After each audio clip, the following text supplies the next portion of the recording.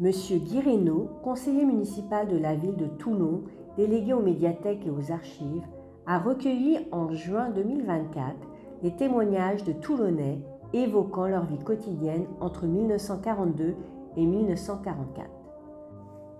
Ainsi témoignent Maurice Emmerich, né en 1931 du quartier Brunet, Lucie Guiol, né en 1929 du quartier de Besagne, Robert Orsier, né en 1938 du quartier toulonnais du Pont-de-Bois, et Marie Mazzoni, née en 1935 du quartier de Barbès. S'y ajoutent les témoignages d'habitants du quartier de l'Escaillon publiés en 2007 dans l'ouvrage Mémoire de quartier, notamment ceux de Robert Ramy, né en 1938, Thérèse de Luca, née en 1927, Robert Todisco, né en 1938, et Pierre Brutelaire, né en 1931. Ces femmes et ces hommes se rappellent ainsi du sabordage de la flotte de Toulon, des bombardements, de la vie difficile pendant l'occupation et enfin de la libération de Toulon. En voici des extraits. Le sabordage. La plus grande partie de la flotte française est sabordée à Toulon le 27 novembre 1942 sur l'ordre de l'Amirauté, en réaction à l'opération Lila, consistant à la capture de la flotte du régime de Vichy par le Troisième Reich. Près de 90% de la flotte française stationnée dans la base navale de Toulon est détruite. Ce sont au total 235 000 tonnes sabordées. Ainsi, les Toulonnais, tirés de leur lit vers 5 heures du matin par le vrombissement des avions, par le roulement des chars ainsi que par le fracas des explosions, descendent dans la rue une fois le silence venu. Boum, boum, boum. Le sabordage, on l'a pas vraiment vu, mais on l'a entendu très fort à partir de 5 heures du matin. Je ne sais plus exactement, mais c'était impressionnant. Mon père, qui travaillait à l'Arsenal, lui, il avait déjà dit bien avant, les Allemands sont aux portes de Toulon, à Olioul. Alors on a vu les Allemands arriver avec leurs tanks, leurs canons et tout ce qui s'ensuit. J'ai entendu de très fortes explosions. J'ai vu courir se cacher les marins qui avaient pu sortir des bateaux qui coulaient, avec les soldats allemands qui leur couraient derrière parce qu'ils voulaient les faire prisonniers. Alors, les gens les appelaient pour leur faire enlever leurs habits militaires et leur donner des habits civils, afin qu'ils ne se fassent pas attraper tout de suite par les Allemands. Le 27 novembre 1942, c'était le jour de mon anniversaire de mes 4 ans. Très étonné, je regardais le ciel sur Toulon, qui m'intriguait. Il était tout rouge, le ciel. Je n'y ai pas assisté directement, mais acoustiquement, je l'ai encore dans les oreilles.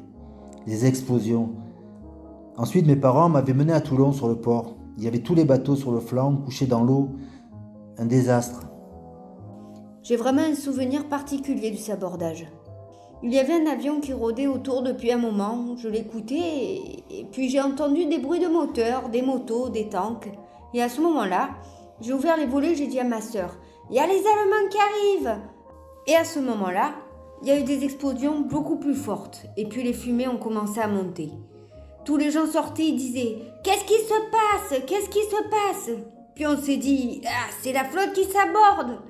Et toute la matinée, il y a eu tous ces marins qui montaient du chemin de la commanderie à cause de la pyrotechnie. Nous, alors on a commencé à leur découdre les galons, mais les Allemands, ils s'en sont rendus compte et ils ont crié et nous sommes alors vite remontés chez nous. Mais du jardin, on voyait tout ça. Ma mère a caché dans le bassin de la maison familiale des matelots. Ils étaient recherchés par les Allemands. Elle leur a donné des vêtements civils. Ça, je vous le dis, sont des souvenirs qui me sont restés gravés. Les bombardements. Entre novembre 1943 et août 1944, la ville a subi 8 bombardements massifs par les Alliés. Les quartiers les plus atteints sont ceux situés autour des installations militaires et le centre-ville. Mais aucun ne sera plus meurtrier que celui du 24 novembre 1943, qui fera près de 500 victimes civiles. Je me rappelle que nous étions à l'école tranquilles, il n'y avait pas de soucis. Et là, il y a eu la sirène. Mais nous, on ne savait même pas ce que c'était. On a entendu ça. Pour nous, c'était de la musique. On était contents. Les parents sont venus nous chercher vers 4h, 4h30 de l'après-midi. Et là, il y a eu un très grand bruit. Les maîtresses, elles étaient plus intelligentes que nous et nos parents, elles ont dit « Écoutez, stoppons, les parents ne venaient plus chercher les enfants l'après-midi. On les gardera et on les mettra dans la cave si ça tombe. » Quand on est jeune, on ne sait pas ce que c'est que la guerre. C'est après, quand le premier bombardement est tombé, qu'on est descendu au pont du Las, que l'on a vu les maisons démolies et les gens qui criaient sous les décombres, qu'on s'était aperçu que la guerre, c'était quelque chose. Ah, quand elle est tombée, la première bombe, je vous dis pas le bruit que ça a fait. Et elle est tombée sur la place de la Liberté. À l'époque, sur cette place, il y avait un monde fou. C'était un peu le rendez-vous de tous les Toulonnais. Alors je vous dis pas après la bombe, tous les dégâts matériels et surtout humains. Mon père a dû s'occuper de tout ça. Ça a été très dur pour lui. Et tous les jours, il y avait du bruit. Une bombe qui tombait tous les jours. Les bombes, elles devaient tomber sur l'Arsenal. Mais finalement, elles tombaient sur le pont du Las ou sur Bon Rencontre, ou ailleurs. Moi, j'étais enfant, mes parents m'avaient mis dans un angle d'appartement sur une chaise pour être à la hauteur et ils s'étaient placés devant moi. Si une bombe était tombée sur la maison, l'angle ne se serait certainement pas effondré alors que le milieu de la maison aurait été probablement éventré. Ils m'avaient bien protégé aussi d'ailleurs, mais surtout moi. Mais il fallait qu'on sorte quand même. Il fallait sortir, faire les commissions, et alors là, c'était un sacré problème. À tout moment, ensuite, on a eu peur de la sirène. En même temps, quand on entendait des avions, ils faisaient un de ces bruits, ces avions. Mon Dieu, c'était terrible. Mon souvenir de guerre, on traversait la voie ferrée pour aller se réfugier dans les puits à mazout de la marine, dans le quartier Les Arènes, et voir tomber les bombes, entendre siffler la bombe, relever la tête et la voir tomber, la bombe. Ah, tu sais, il y avait quand même la peur, hein, même en étant tout petit. L'occupation. Les privations de nourriture et les bombardements mettent les nerfs de la population à rude épreuve. Sous l'effet de la peur et des évacuations obligatoires ordonnées par les occupants, des milliers de femmes, d'enfants, de retraités s'éparpillent dans le Var intérieur, là où familles ou amis peuvent les héberger. Beaucoup d'autres sont évacués vers l'Isère, la Drôme, puis le Vaucluse et la Haute-Loire. La population va ainsi passer de 160 000 Toulonnais en 1943 à 60 000 au printemps 1944. Jusque-là, la guerre, nous les gamins, on se rendait compte de rien, de presque rien. Ah si, quand même, il y avait un truc qu'on ressentait. Et ça, de plus en plus, c'est que le manger, il était dur à trouver, de plus en plus dur. Le seul souvenir que je garde, c'est que là, on crevait vraiment de faim. On mangeait je ne sais pas quoi, presque rien. Tellement presque rien que j'ai oublié ce qu'on mangeait. Après, je sais qu'on a mangé, par exemple, des rutabagas. Ces sortes de navets sans goût. Et que le ticket de rationnement, je crois qu'ils ont duré jusqu'en 49. Et que moi, j'ai eu faim. Moi, par exemple, j'aurais voulu manger des œufs, que j'aimais beaucoup. Mais on n'a pas pu m'en donner pendant longtemps. Il y avait les privations alimentaires, il n'y avait rien. Pour avoir un morceau de viande, il fallait faire la queue pendant 3 heures devant le boucher. Ma mère revenait très souvent à la maison en disant « J'ai fait la queue 3 heures, il n'y a rien ». Il y a eu cette histoire de pommes de terre. C'était en octobre 1943. Il y avait une voie de débarquement et souvent des wagons en stationnement.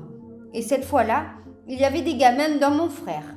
Ils se sont rendus compte qu'il y avait des paquets, alors par la fenêtre du haut, ils ont tiré des boîtes.